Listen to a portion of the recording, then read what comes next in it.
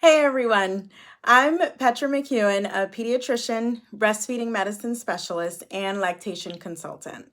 I just wanted to take a few minutes to talk about something that a lot of breastfeeding parents I work with just aren't really prepared for, and that's how to manage oversupply of breast milk and engorgement when your milk first comes in and later in your breastfeeding journey.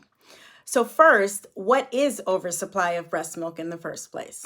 Oversupply basically means that your body's producing more milk than your baby needs. This can lead to engorgement, which is when your breast becomes swollen, hard, and painful, and it's hard for the milk to get out of the breast. Now, what causes this oversupply of breast milk in the beginning? For the first few days after delivery, your breasts produce colostrum, which is the first milk your baby gets. It's only produced in small amounts, really just a few milliliters a day, and it's all your baby needs those first few days. Then by the time your baby's 3 to 5 days old, this colostrum starts to transition to mature milk, which is what we mean when we say your milk's coming in. A lot of breastfeeding parents will have a rush of milk when this happens, and the breasts end up feeling full, heavy, and uncomfortable. Your breasts aren't necessarily full of milk, they're just going into overdrive, and you end up with swelling of the tissue of the breast itself. It's a huge shock a lot of the time, and you just don't expect it or understand what's happening, and it can make you think this is how breastfeeding is going to look the entire time. And I've seen a lot of people give up breastfeeding at this point because of the discomfort. But I do want you to know that this phase doesn't last forever. It lasts for maybe 1 to 2 weeks, and eventually your supply regulates down to what your baby needs. Now, later in your breastfeeding journey, an oversupply can happen for a few reasons. First, genetics. Some women just produce more milk than others. Second, if you have a higher level of prolactin, which is the milk-making hormone, you're more likely to have an oversupply of breast milk. Third, certain medications, especially psychiatric medications, can increase your milk production. And fourth, frequent feeding or frequent pumping can also lead to an oversupply, since breastfeeding is all about supply and demand. The more your breasts are emptied, the more milk you'll make. So now let's talk about the symptoms of oversupply of breast milk. This can include engorged breasts, where your breasts feel swollen, hard, and painful. Leaking breasts, where your breasts leak even when you're not breastfeeding. Fast milk flow, where your milk may flow very quickly when you're breastfeeding, which can cause your baby to seem like he's choking at the breast. A colicky baby, the baby can be fussy or colicky because of the fast milk supply and flow.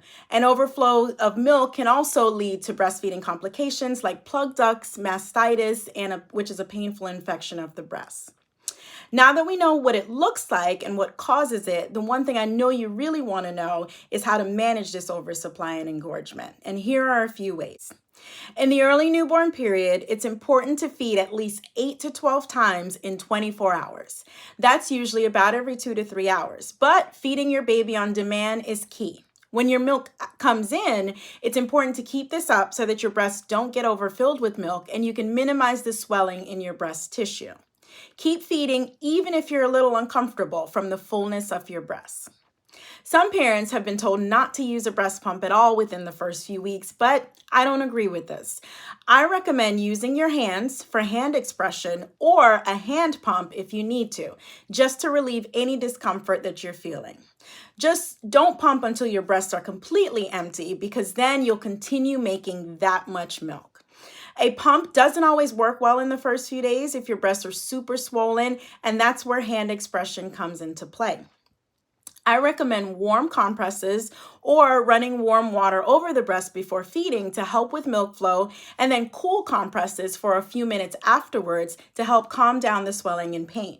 Ibuprofen can also be helpful to take if your doctor okays it for you. If your baby's having a hard time latching onto the breast because of swelling of the nipple and areola, a technique called reverse pressure softening can be helpful. With this, you use your fingers to press the swelling backwards around the areola so it becomes soft enough for your baby to latch. If you're still dealing with an oversupply of breast milk after the newborn period, this is when it's key to just gradually reduce the frequency of breastfeeding and pumping sessions.